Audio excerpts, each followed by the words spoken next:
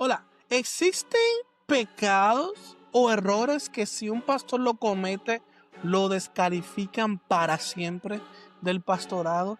¿Habrán fallas que cualquier ministro, en cualquier índole, en cualquier ministerio que comete, que si lo comete significa que no puede ser restaurado a su posición original? Tenemos que hablar de este tema porque lamentablemente en los últimos, digamos, 10, 20 años se ha visto un número alto, principalmente de pastores que han caído por una u otra razón.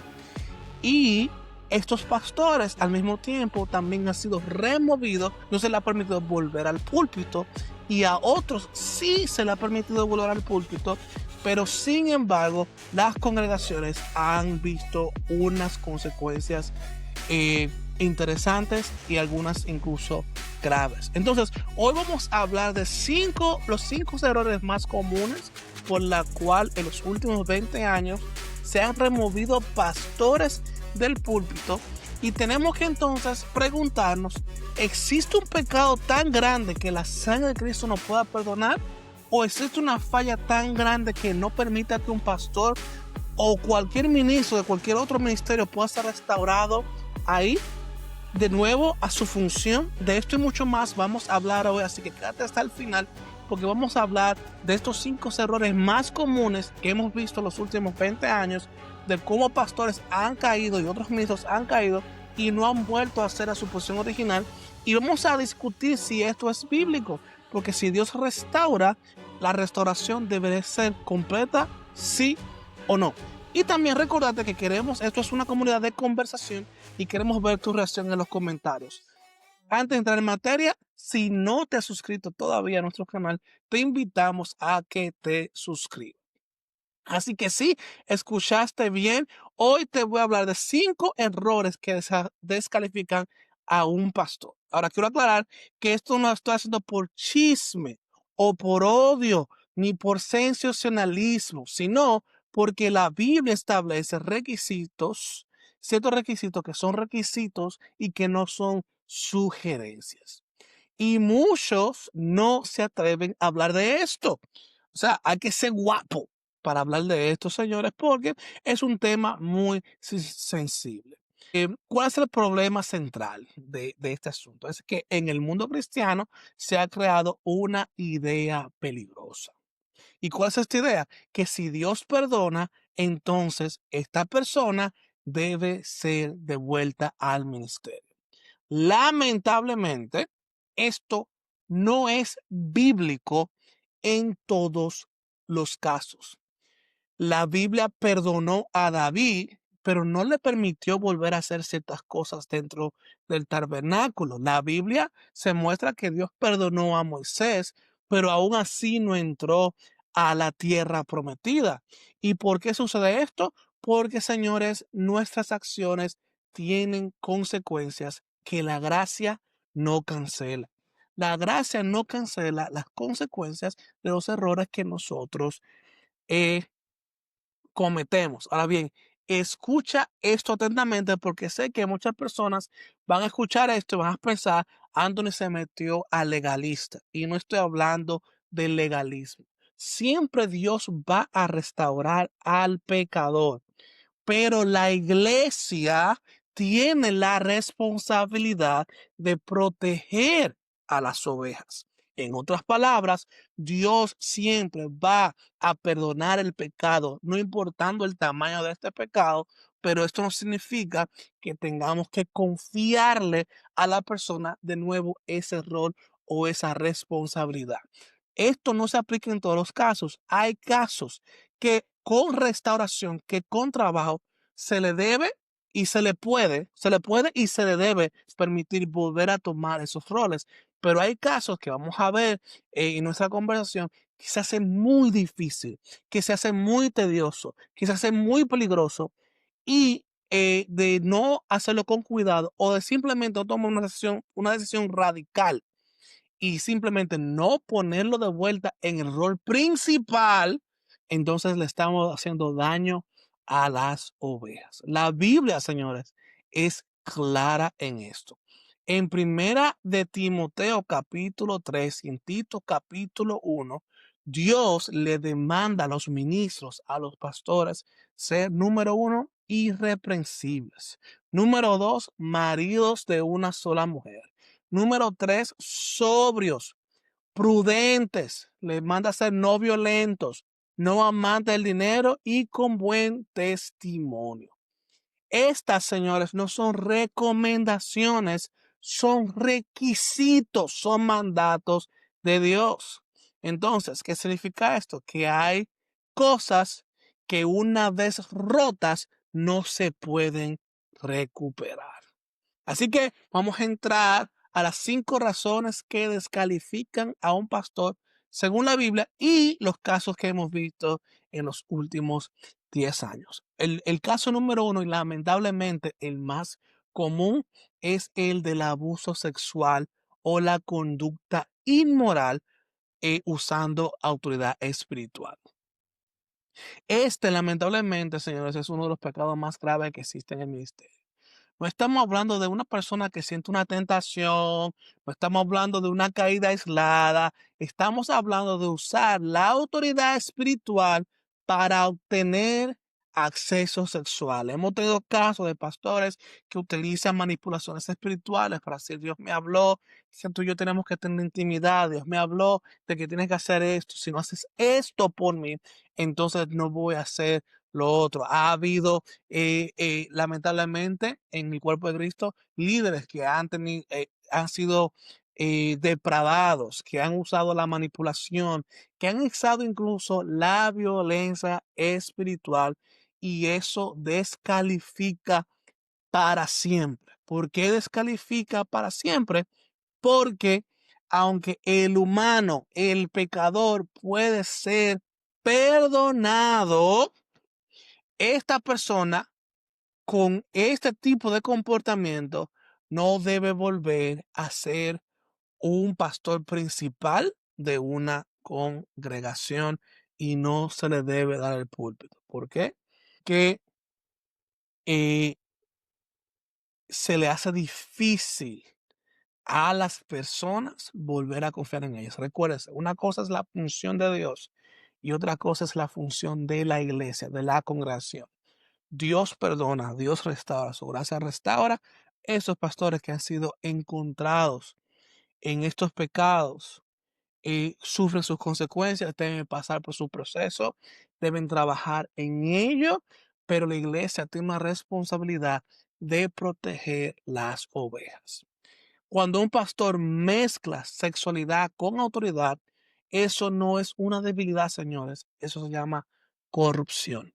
Y un pastor corrupto no creo que deba de ser permitido seguir pastoreando.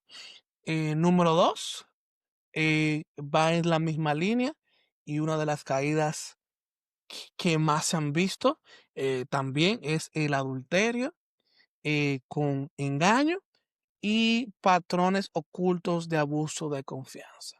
No toda caída moral es igual, pero cuando un pastor vive una doble vida, cuando manipula, cuando engaña, cuando oculta y cuando repite el comportamiento, ya no es un problema de un desliz, es un carácter deformado.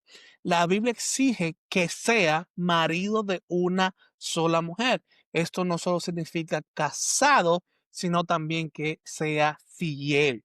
Y cuando la fidelidad se rompe con manipulación y engaño, el ministerio queda destruido.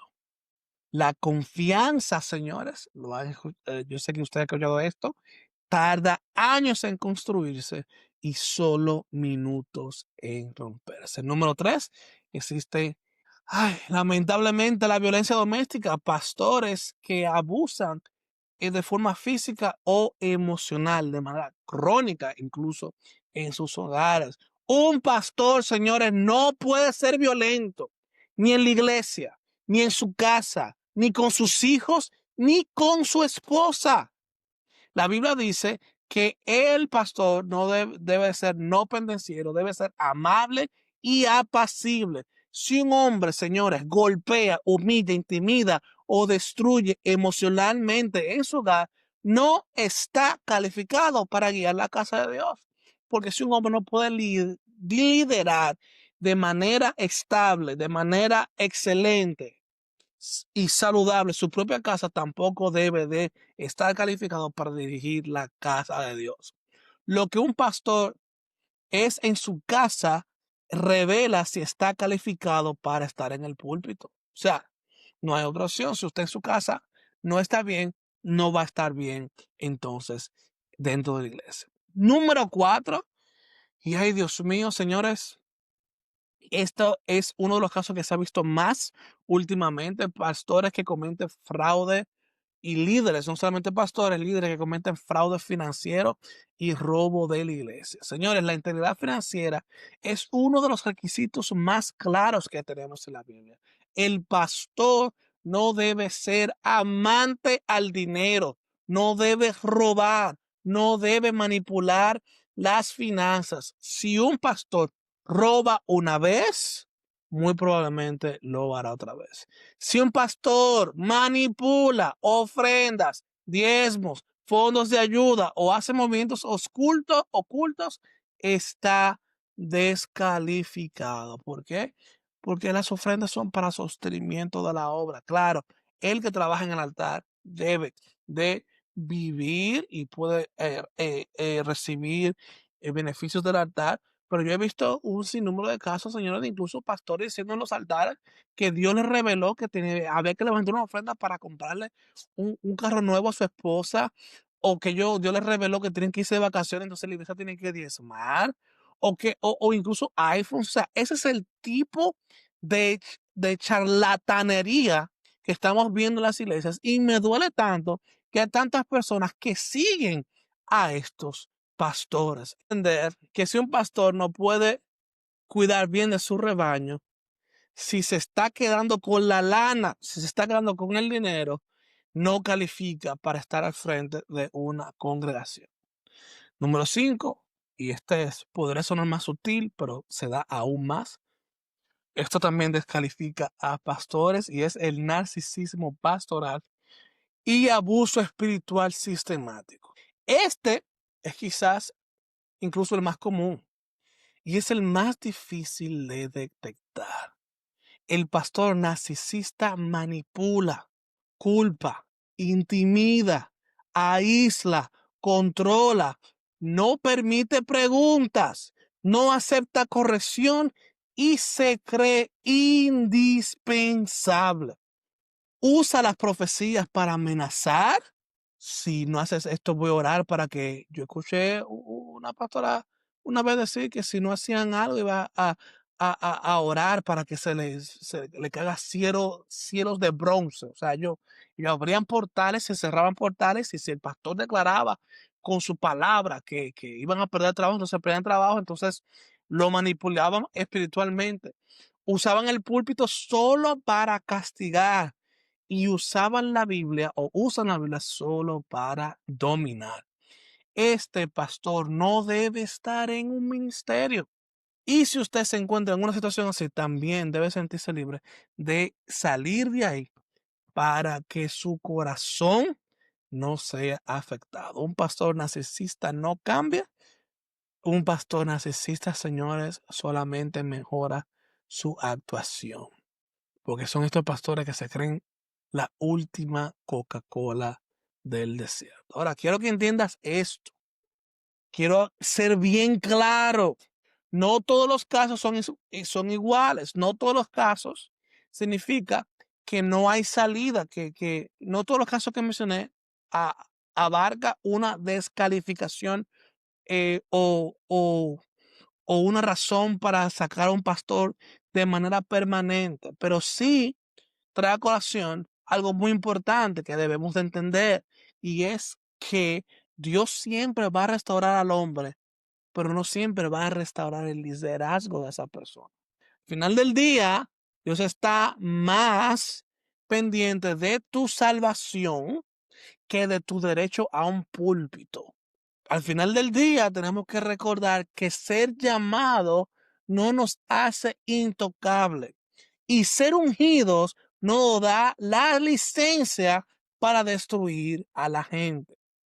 Entonces, ¿qué debemos hacer con un pastor caído? El pastor caído debe de ser restaurado como un hermano, como un hijo y como un creyente amado, pero no como un pastor. La iglesia no es un laboratorio para rehabilitar líderes peligrosos. Entonces, depende del nivel de comportamiento, depende entonces la posible restauración. Ahora, ¿cuáles son los problemas de esto? El problema más grande de esto es que muchas iglesias no tienen mecanismos establecidos para este tipo de proceso. Hay muchas iglesias, principalmente nuestras iglesias latinas, donde el pastor es batuta, ley y constitución. Toma decisiones unilaterales, él toma todas las decisiones, él puede decidir cómo se utilizan los fondos, él puede decidir subirse el salario, él puede decir qué comprar, qué no comprar, porque no hay un equipo financiero, no hay un equipo de ancianos o no hay una directiva, no hay un sistema de gobierno que mantenga el balance de poder dentro de las iglesias. Y por eso se dan muchos casos donde vemos muchas ovejas heridas. Entonces, una de las cosas más importantes que quiero aclarar en este video, en vez de enfocarnos solamente en cuáles son los pecados que afectan a los pastores, comencemos a pensar, pastores y líderes, cuáles son los sistemas de gobierno que debemos tener en nuestras iglesias para que haya un balance de poder. A muchos pastores no les gusta hablar de esto porque quieren poder tomar decisiones, porque después hay personas que no entienden la visión que Dios me dio y como ellos entienden la visión que Dios me dio, yo no puedo darle esa prerrogativa, porque solamente yo entiendo la visión que Dios ha puesto en mi corazón. Señores, si la visión Dios la puso, Él también te va a poner gente a tu lado para que te mantenga responsable de aquello que Dios te ha mandado y también de aquello que Dios ha puesto a tu cargo. Lo otro es que si estás escuchando esto y te sientes bien y dices, yo no he cometido ninguna de esas cosas, todos nosotros debemos poner nuestra barba en remojo y rogarle a Dios que nosotros no seamos los próximos. Porque a cualquiera se le muere un tío, señores. A cualquiera. Estos no son asuntos para sentirte orgulloso. Pero también por último, recordarte entonces que cuando tú tienes el don de la palabra, cuando tú fuiste llamado y lamentablemente caíste, quizás no eres pastor de un púlpito, el pastorado es una función, un rol que no solamente se limita a un púlpito. El adorador que ya no está en grupo de adoración no necesita una tarima para adorar. Tenemos este concepto de ministerio que está encasillado a cuatro paredes, que está encasillado a plataformas y a funciones oficiales en ministerio. Yo conozco pastores que cuidan mejor de ovejas, que no son pastores principales de una iglesia y ni siquiera tienen el título del pastor, pero fungen como pastor. Así que si lamentablemente tú eres un pastor que estás escuchando esto y caíste y fuiste restaurado, Dios trabajó en tu corazón, pero no tienes la oportunidad de ejercer el pastorado desde un púlpito, no dejes tu llamado perder. Tú puedes pastorear desde abajo, tú puedes quizás dirigir una célula, puedes tener algún tipo de consejería y pones mecanismos para que aquello en que caíste no hayan a puertas abiertas para que puedas ser tentado nuevamente.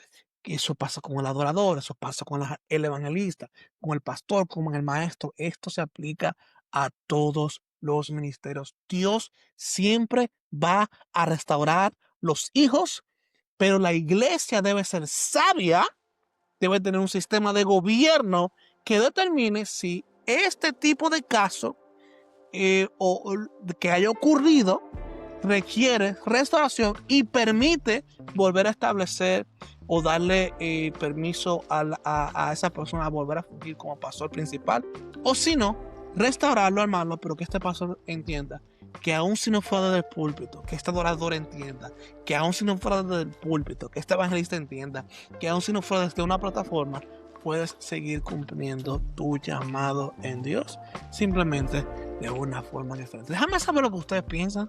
Quiero leerles en los comentarios cuáles son cosas que yo debí de mencionar que ustedes creen que quizás también descalifican a un pastor, a un ministro. ¿Cuál estás de acuerdo? ¿No estás de acuerdo? ¿Debería de un pastor ser descalificado o ya y ya? ¿O deberemos estar pensando de